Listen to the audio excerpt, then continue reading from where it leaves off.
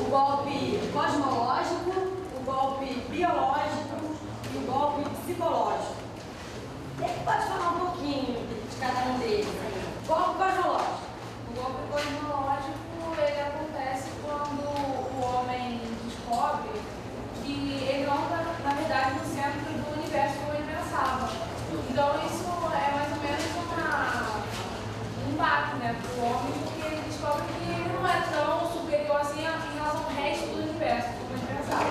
Então, justamente um deslocamento do geocentrismo para o heliocentrismo.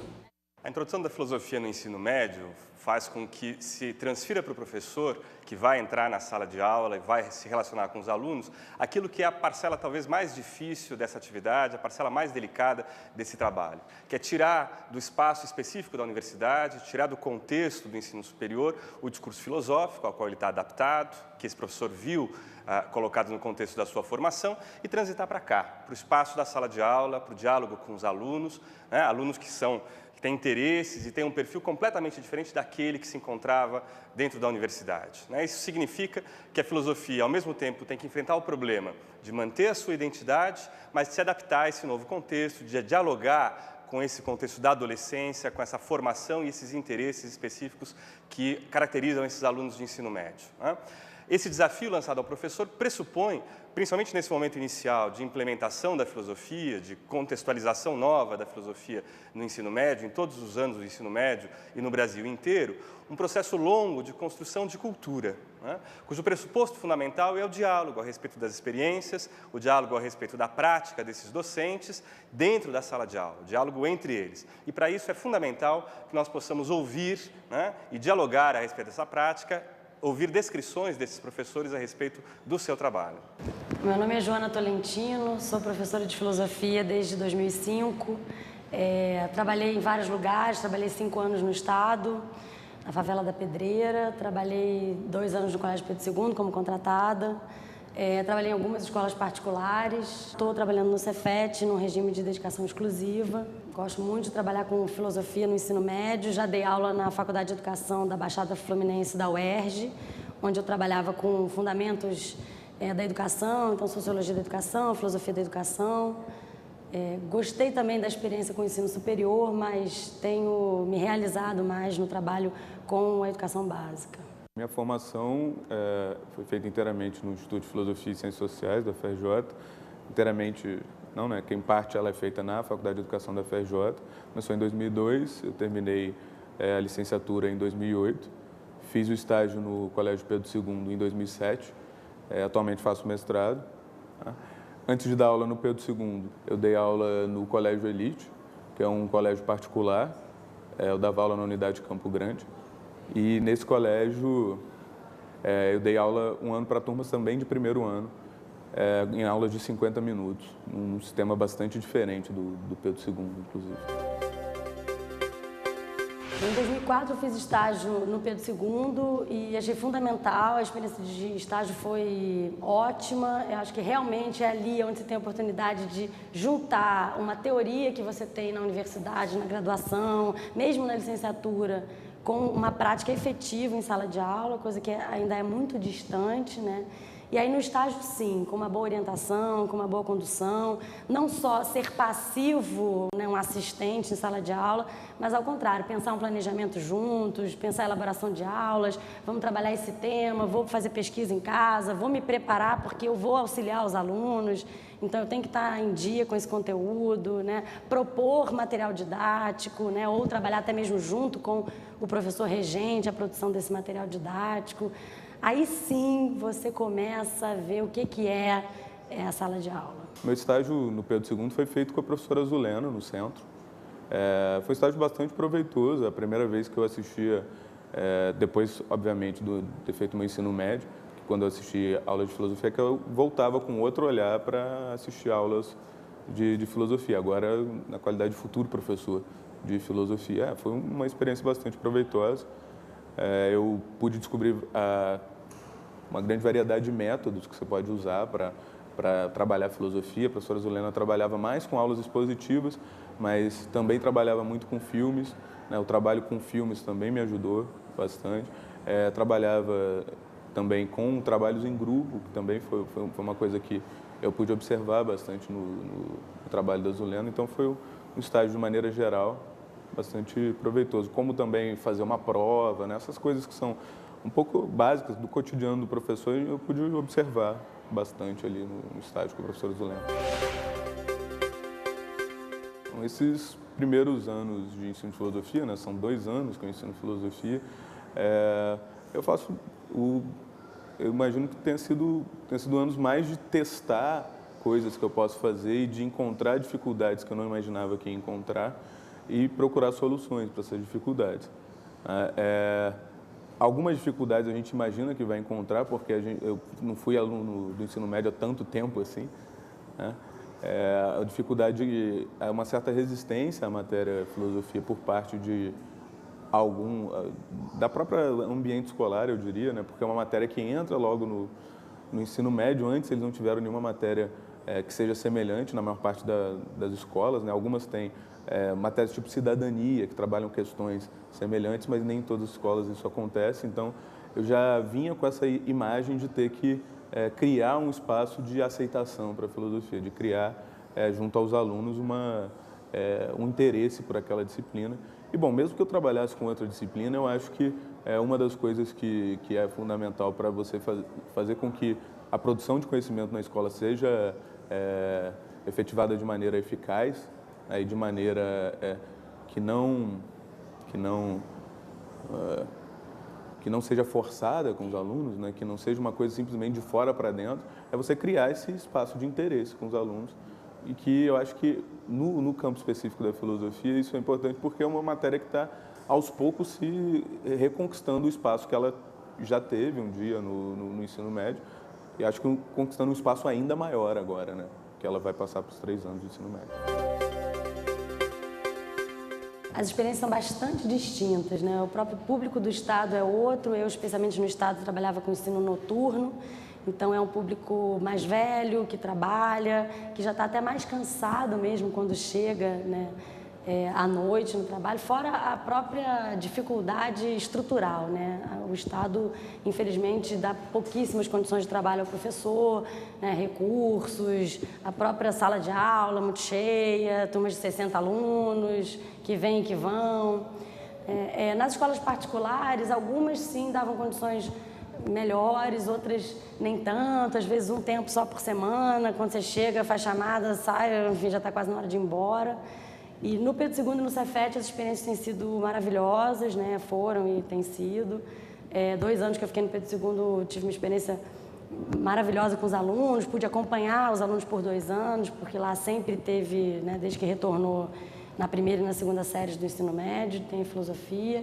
E aqui no Cefet também, né, pela própria estrutura que a escola dá, né, pelo reconhecimento do teu trabalho, né, não é um qualquer, um a mais, ocupa um tempo, né, e a qualidade dos alunos, o envolvimento, a dedicação, o interesse também. Não só a Terra não é o centro do universo, ou seja, as coisas não estão girando ao redor do homem, o cosmos não se organiza em torno, né, do centro que seria o ser humano, né, a referência da Terra. O aluno do ensino médio é um aluno que é extremamente interessante para trabalhar filosofia, por alguns motivos. O primeiro motivo, eles estão numa determinada fase que me parece, né, tanto quanto eu pude ver nesses poucos anos, e a partir da experiência pessoal também, eles estão com uma série de questões que começam a surgir, que são questões que são fecundas para o trabalho da filosofia. Questões do tipo, qual o sentido da vida, que tipo de vida que eu tenho que levar, né, questões de questionamento das próprias tradições que eles trazem, né, muitos trazem tradições cristãs, tradições judaicas que têm a crença em Deus, eles começam a questionar esse tipo de crença, questionar não necessariamente para abandonar as crenças que eles tinham, mas para entender ou pensar melhor o que é isso, acreditar em Deus, o que é isso, que Deus criou tudo, o que é o universo, qual o sentido da vida. Essas são questões que começam a aparecer, né, me parecem, pelo menos de forma mais forte na adolescência, e com isso, com os alunos de ensino médio. Eu pego alunos de mais ou menos 14 a 15 anos e isso aparece, né, quando a gente coloca as questões para eles. Então é fecundo porque quando a gente consegue mostrar que a filosofia trata de questões que são fundamentais para eles também, né, não são questões esdrúxulas que uns carinhas lá atrás pensaram e que hoje a gente está tentando enfurnar neles, mas é uma coisa que pode surgir deles mesmos, isso acho que torna o público do ensino médio um público bastante fecundo para o campo da filosofia. O espaço do ensino médio para a filosofia é um espaço indispensável, né? Porque você aproveita um olhar aguçado que o aluno ainda tem mais, eu acho, do que o adulto, né? Que já está mais pragmaticamente pensando em trabalho e, enfim. E o aluno, o adolescente, né? Ele ainda tem esse vigor, né? Do porquê, da pergunta, de estar conhecendo um pouco a sociedade, a ele mesmo dentro disso. Então, a filosofia tem essa capacidade de entrar aí e criar esse diálogo com o aluno, né? E engrandecendo esse olhar dele mesmo, né? Estimulando que ele traga um olhar filosófico para a vida dele, para o cotidiano dele, para o mundo ao redor, para as questões que ele percebe, né? Problemáticas, enfim, que permeiam a nossa vida. Então, eu acho importantíssimo, né? Começar daí, né? Fora uma cultura mesmo de leitura, de texto, né? De escrita, de argumentação. Para a formação dele, eu acho importantíssimo, né? Uma formação para a vida e mesmo uma formação em termos de competências mesmo, né? A capacidade de desenvolver mais essa argumentação, tanto oral, do próprio pensamento e da própria fala, como depois colocar isso no papel, né? Que são linguagens distintas, a oral é uma, a escrita tem outras regras, né? E esse diálogo com o que outros pensadores, né? O que as pessoas pensaram e pensam hoje sobre essas questões. E eles sempre querem pensar também por eles, né? Isso eu aproveito de Descartes, isso eu aproveito de Locke, né? Enfim, e construindo um pensamento próprio deles também, né? Cada vez mais a universidade tem uma perspectiva da especialização, né? E, ao contrário, a filosofia no ensino médio não pode ficar dentro de uma esfera de uma especialização. Então, eu fiz um mestrado num tema e eu tenho mestrado, mas eu posso até utilizar isso num determinado momento, né? Eu tenho que, ao contrário, ampliar, né? Eu tenho que olhar de forma mais global para essa história da filosofia, né? Buscar diferentes links para esses alunos. Então, eu diria que, em termos de aprofundamento, de conhecimento, você tem que ter o mesmo, se não mais, né? Porque você não pode se dar o luxo de escolher um autor, um tema e se aprofundar nele, né? Ao mesmo tempo, trabalhar essa linguagem, né? Como você vai trazer isso para o aluno, né? Como você vai despertar o interesse dele, muitas vezes por um texto que é duro, que está muito diferente do que ele está acostumado lá de internet, né? Enfim, a agilidade com que isso vem. O que não significa de forma alguma uma falta de rigor, né? Apresentar os clássicos para eles é indispensável, né? Esse contato com textos que são filosóficos, né? E eles adoram fazer essas relações. Descartes, que criou o plano cartesiano e escrevia isso aqui em Meditações, né? Eles adoram fazer esses links, né? Estudar os pré-socráticos e perceber, por exemplo, numa escola técnica, o quanto da química vem deles, o quanto da física vem deles, né? E como que essa trajetória se mantém, né? Dialogando, transformando, mas se mantém. Uma percepção interessante assim, que Copérnico tem, né? Que ele vai perceber que não é o ser humano, quando ele percebe que tudo está girando ao redor, talvez ele comece a desconfiar que não seja as outras coisas que estão girando ao redor dele, mas talvez ele é que esteja em movimento, né? Ele é que esteja em movimento ao redor das coisas. Eu percebi que o aluno do ensino técnico, embora a gente tenha uma previsão de que ele vai ser hostil, né, à entrada da filosofia, da sociologia, isso não é diferente com relação a outros alunos. Quando você pensa em mexer numa carga horária, né, em botar mais 2 disciplinas, muitas vezes você tem uma resistência mesmo do aluno, né, mais 2 provas, mais 2 matérias, enfim, até às vezes da própria escola.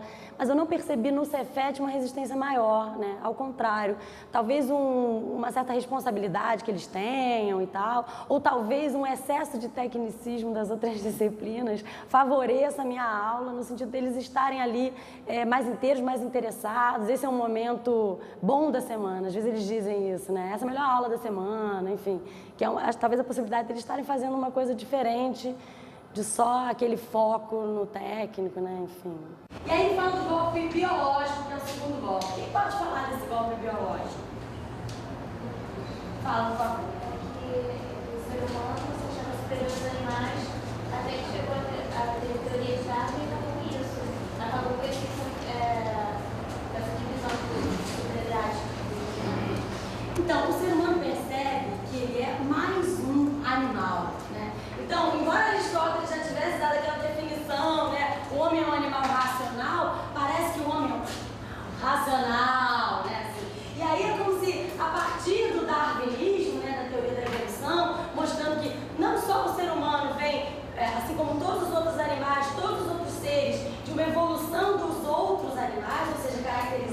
a sua animalidade, o quanto ele está, é parte integrante da natureza, como em última instância, assim como todos os demais, ele provém lá, sei lá, do primeiro ser unicelular, uma bactéria, enfim. Então, tirando esse caráter de perfeição, de divindade do ser humano e essa superioridade do ser humano em relação à natureza. Somos natureza. Sem ar, sem comida, né, sem água, não sobreviveremos de forma alguma. Né? Então seria um segundo golpe nesse narcisismo do ser humano que se achava, pelo menos, superior à natureza.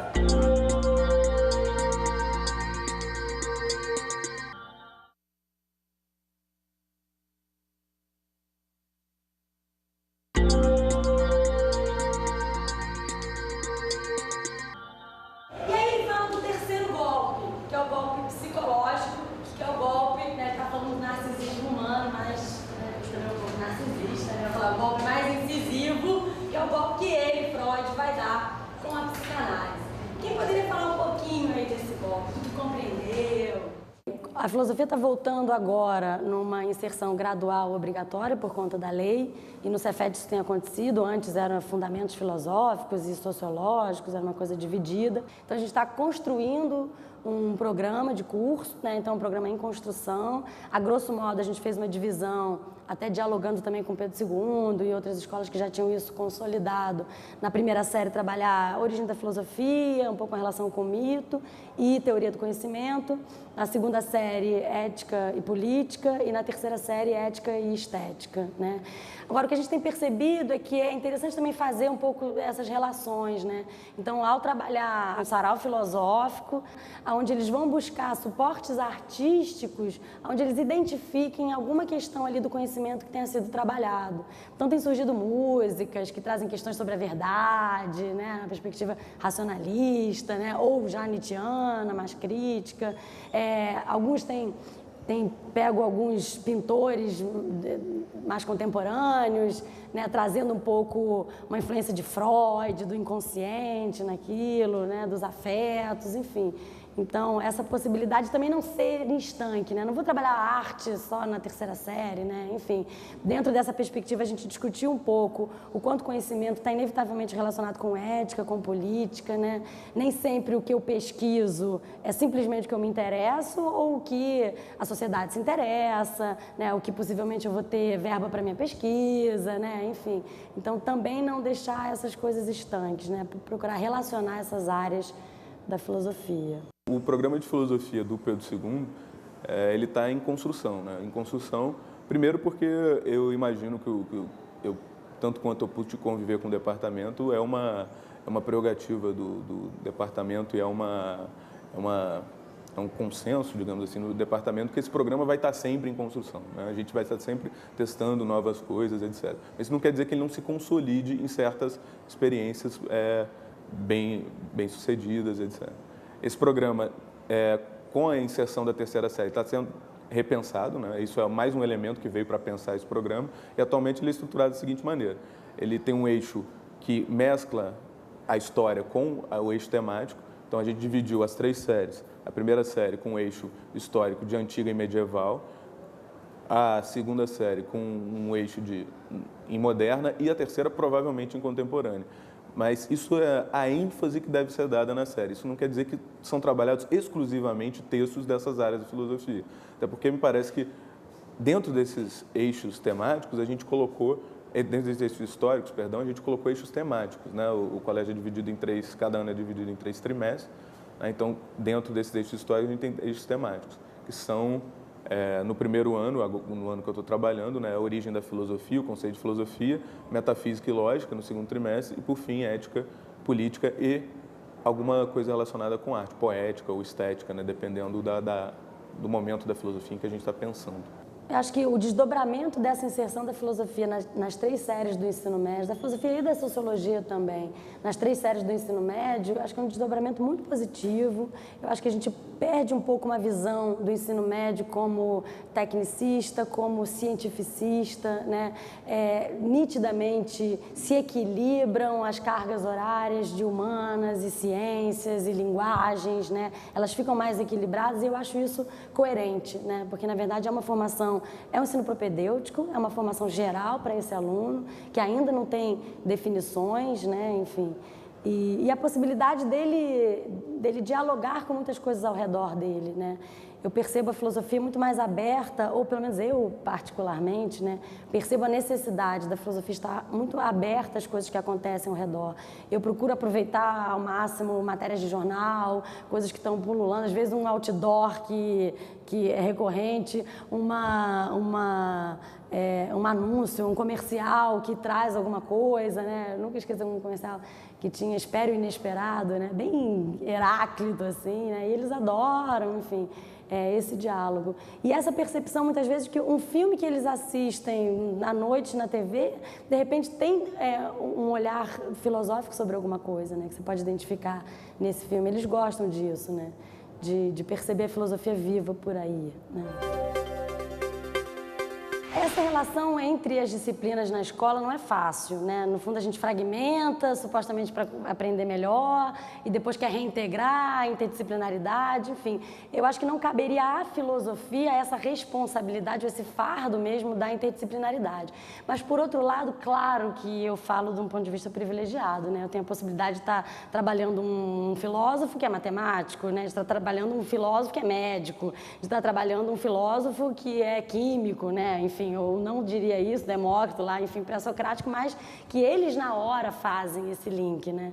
Então, eles gostam muito, eles levam e trazem de uma matéria para outra, né? E isso ajuda a gente a tentar mesmo fazer essas conexões. Com sociologia, a gente tem pensado os programas já de forma integrada, né?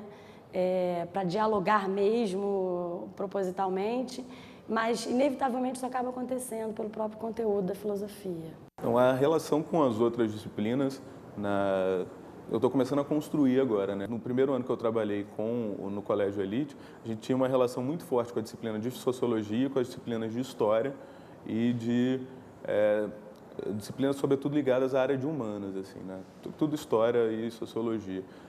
Agora, eu vejo aparecer mais nas aulas quando você coloca questões mais relacionadas à metafísica, né? Questões sobre o fundamento do real.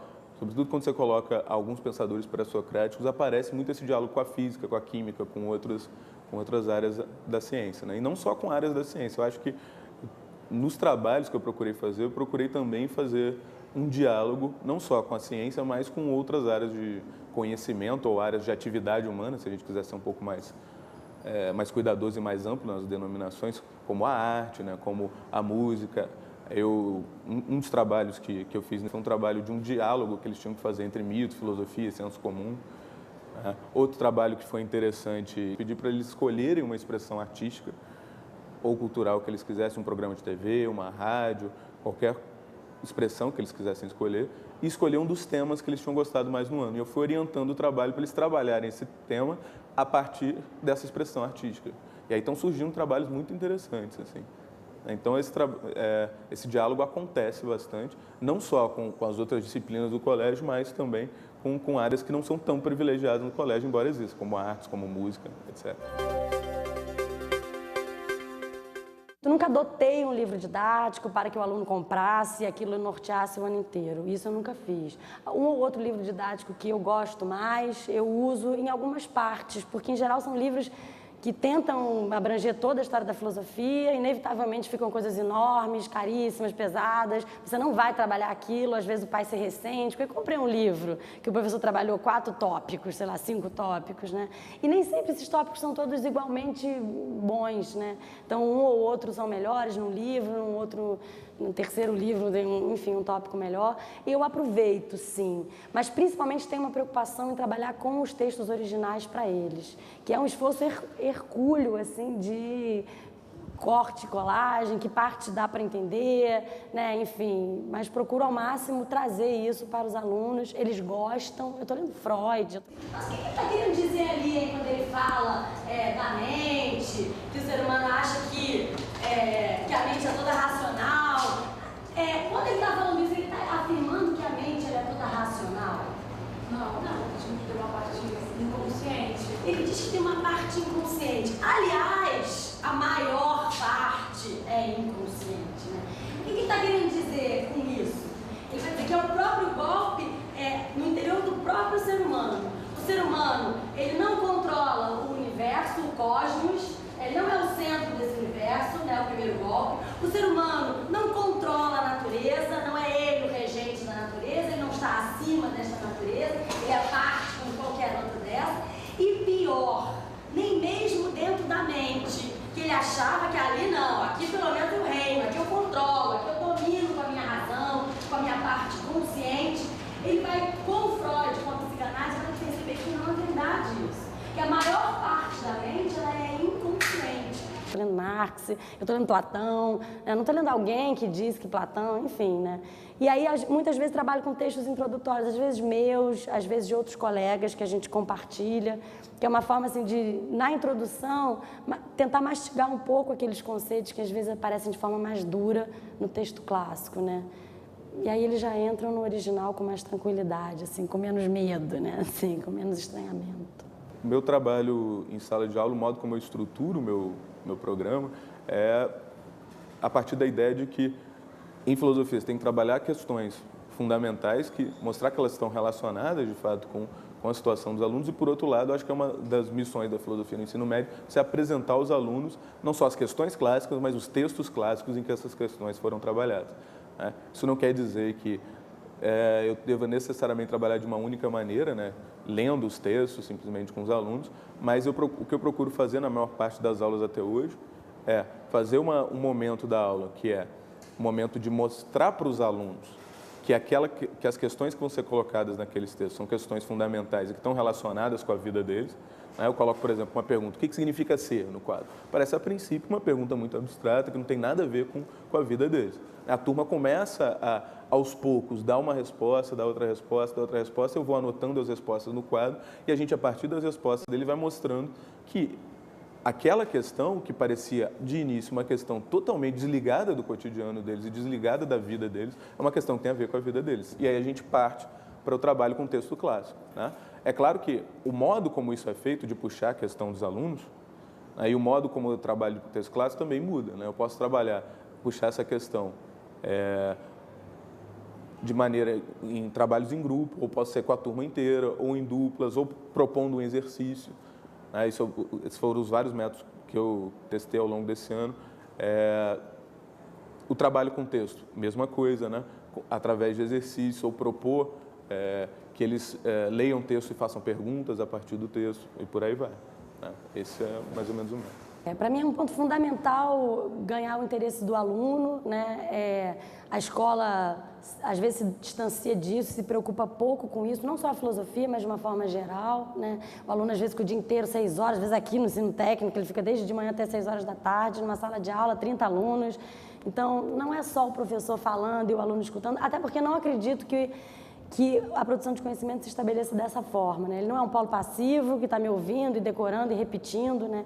Então, trabalho um pouco com aulas expositivas, né? Em geral, quando eu dou uma aula inteira expositiva, eu saio achando que não foi tão bom, assim, porque eles não participaram tanto. Então, procuro intercalar exposição com atividades que eles possam ser protagonistas, né? E aí, atividades múltiplas, tanto uma atividade com uma leitura de texto, onde eles vão ler o texto em dupla, né? Porque nem sempre você vai pegando o texto de casa, vai ler oralmente em sala de aula, muitos não vão prestar atenção. Então, uma forma deles já entrar no texto com uma questão que o norteia, né? Enfim, isso faz com que ele esteja mais preso ali no texto. Às vezes eu consigo façanhas assim, de minutos de silêncio assim, em sala de aula, deles estarem compenetrados assim, no texto. E, por outro lado, eles sempre têm que falar também, né? Eu acredito que antes de uma linguagem escrita, a linguagem oral vem antes, o pensamento se estrutura muito por uma linguagem oral, né? Então, é importante que eles falem em sala de aula, até para que eles consigam escrever, argumentar sobre aquilo. Claro que é um pouco diferente, mas a estrutura do pensamento vem primeiro na linguagem oral e tal. E faço diversos tipos de trabalho. Depois de uma leitura de texto, por exemplo, eles podem propor perguntas sobre o texto, né? E aí trocamos as perguntas entre os grupos, e aí um grupo responde às perguntas que foram lançadas pelo outro. Um grupo faz um pequeno texto, sei lá, 3 frases e tal. Depois esse texto é fragmentado em palavras, e aí esses fragmentos são trocados no outro grupo. E o outro grupo, a partir daqueles fragmentos, vai compor um texto, que certamente será outro, né? Mas que tem que versar sobre o mesmo tema, afinal de contas estamos trabalhando o mesmo autor, o mesmo conteúdo, né? Enfim, então essa forma lúdica faz com que o aluno se aproprie muito mais assim, do conhecimento, com que ele use os conceitos com uma facilidade assim, tranquilamente, né? Porque ele se apropriou daquilo, ele não está com medo de falar aquela palavra, né? Ele já internalizou aquilo, né? E aí já fiz vários tipos de trabalho, já fiz um trabalho com rádio filosofia no Pedro II, que eles tinham uma rádio que os próprios estudantes usavam nos intervalos, né? Então eles montaram programas de 30 minutos que foram passados nos intervalos de recreios deles, e aí tinha um tema, no caso era Marx, eles tinham que escolher as músicas, né? Fazer a locução, apresentar o programa, aí um grupo fez uma entrevista como se fosse um especialista em Marx, né? Um outro grupo fazia umas vinhetinhas assim, que eram os conceitos de Marx, né? E tal. Enfim, ficou um trabalho bem interessante, as músicas, tudo isso eles que pesquisam, né? Eu oriento, nunca deixo assim trabalhar, no dia você me apresenta e eu dou uma nota, nunca é assim, é sempre um trabalho de orientação, onde eu dou ideias, critico, né? Então hoje em dia o adolescente está lendo revista, vendo TV, na internet, ouvindo música, fazendo mil coisas ao mesmo tempo, e ele tem dificuldade até de estar passivo na situação, né?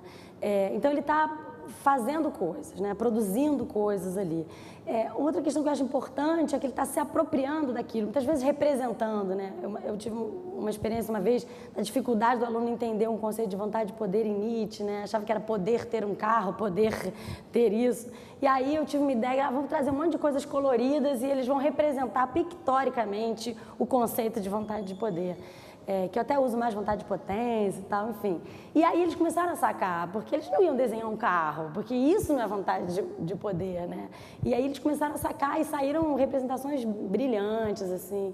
E aí eu percebo que naquele momento eles deram um salto de compreensão do conceito. Claro que não esse entendimento apenas racional, né? Mas uma internalização mesmo total, assim, daquele significado mesmo, né? Da minha experiência, da minha pouca experiência até agora com o ensino médio, né, eu tiro, do ponto de vista positivo, esse método que não é nenhuma descoberta, nem nada de muito novo, né? Tem até uma certa semelhança, guardadas as devidas proporções, né?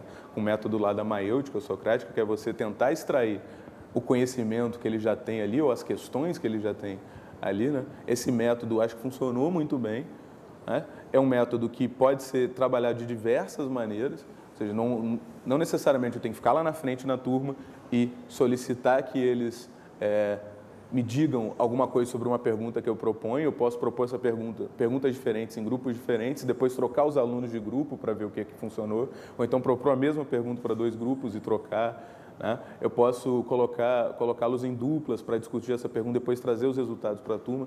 Então, são diversas facetas desse mesmo método. Esse método acho que funciona muito bem. Outra coisa positiva que eu tiro é que, de fato, quando você tenta mostrar para os alunos, assim, e quando você se abre a ouvir o que os alunos têm para dizer sobre filosofia e sobre as questões da filosofia, você fica surpreso, assim, o quanto pode surgir, sabe? Surge muita coisa mesmo, e eles veem, ao mesmo tempo, que a filosofia pode ser de interesse deles. Eu acho que é o que eu tiro de mais positivo.